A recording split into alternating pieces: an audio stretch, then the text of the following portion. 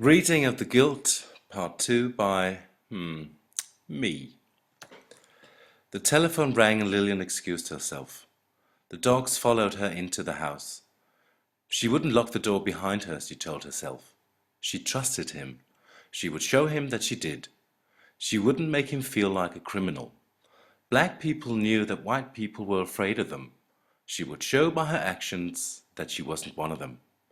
But what if she was wrong? What if he came in after her into the house?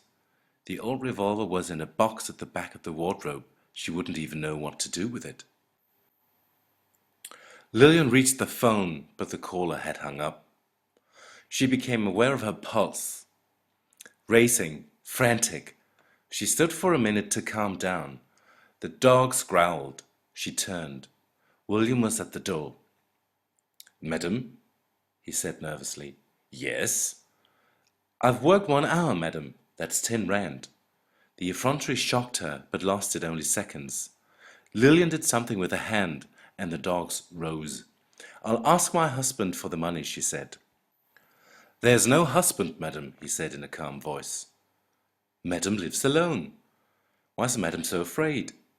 "I'm not a thief." "Madam will give me the money." Lillian's purse was on the mantelpiece, and she reached for it. In front of him she took out a 10 rand note. The tone of his voice had changed, and somewhere deep inside her she felt a terrible chill. She was painfully aware that the only thing between her safety and his will was the dogs. "I only have this 10 rand note. You can give me back the 5 rand I gave you." "Madam wants change?" "I thought the 5 rand was a donation." "Madam owes me 10 rand for the work I did." Lillian looked at him. The smile on his face told her that he thought her a stupid old woman, that she had no choice. Still, she could not get herself to give him the money. "Leave my house, please," she said. "The 10 rand, madam." "Now, or I'll call the police." He came forward. "Sa!" Lillian commanded the dogs. The bitches leapt. Tim bit William's wrist, tore at his collar, and knocked him to the floor. William screamed at the top of his lungs as the dogs ripped at his clothes and nipped with their sharp teeth at his hands and arms. Lillian looked at him squirming under the cannies. The Alsatians had their snapping mouths dangerously close to his face, slobbing saliva all over him. They would terrorize but not draw blood, not until the other command. Lillian had never had to try that out on them yet. She didn't know what the dogs might do if she gave the last signal. "Please, madam, please," William shouted. "I'll leave." Lillian left him struggling under the dogs and went to her bedroom. In the wardrobe, she found the little brown box behind Jock's army paraphernalia and drew out the revolver wrapped in a piece of green felt. It was heavy, smooth, and she stroked it with her fingers, strangely calmed, aware of the screams in the front room. She couldn't remember whether Jock had said it was the revolver or a pistol that had a safety, and couldn't remember how to check if the chamber was loaded. There were no bullets in the box. Gripping her hand tightly about the weapon, she limped out. There was a tremendous surge of something pumping through her veins. She wasn't Lillian Thurgood. She was a woman possessed of only one thought: to come out of the situation alive. In that moment, she understood that it took very little to pull a trigger, and that the distance between rational thought and insanity was no distance at all. "The law says I can shoot you if you trespass on my property." She pointed the gun down at him. William's eyes danced round in his head like cherries in a slot machine. His jacket was in shreds, the front of his shirt and face wet with snot and dog spit. "Please, madam," he begged. "Don't shoot." She tightened her finger on the trigger. "It would be good for some old woman who is afraid to sleep with her windows open to read what I've done."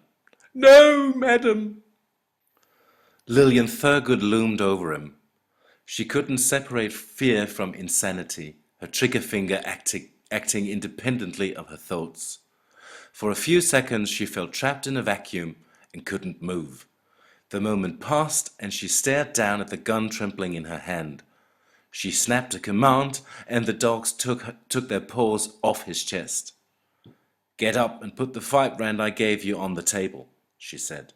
William struggled up on his feet. He felt his jacket, but there was no pocket left. "It's in your pants," Lillian said. He slipped his hand into his trousers and took out a handful of silver. "Just what is mine. Put it on the table." William did as he was told. "Now walk backwards out the door so I don't have to shoot you in the back." With the dogs nipping at his knees, William reversed gingerly out the door, tiptoeing backwards down the stone path to the gate. Lillian had the gun pointed at him the whole time, her eyes never leaving his face. "I'm going to report you to the police, William. I'm going to give them your description and tell them about the scar under your left ear, about the letter you walk around with, about your evil little scheme to get yourself on someone's premises. I'm going to report you, not because I think they're going to catch you, but because I'm going to shoot you if you come here again." Lillian unlocked the gate and watched him edge nervously out. William was wide-eyed, still expecting her to pull the trigger. Without a backward glance, he ran down to the main road where he turned the corner and vanished from sight. Lillian Thurgood stood very still. Her heart was racing, but the pain in her leg had disappeared. She was stunned. She couldn't believe what had just happened.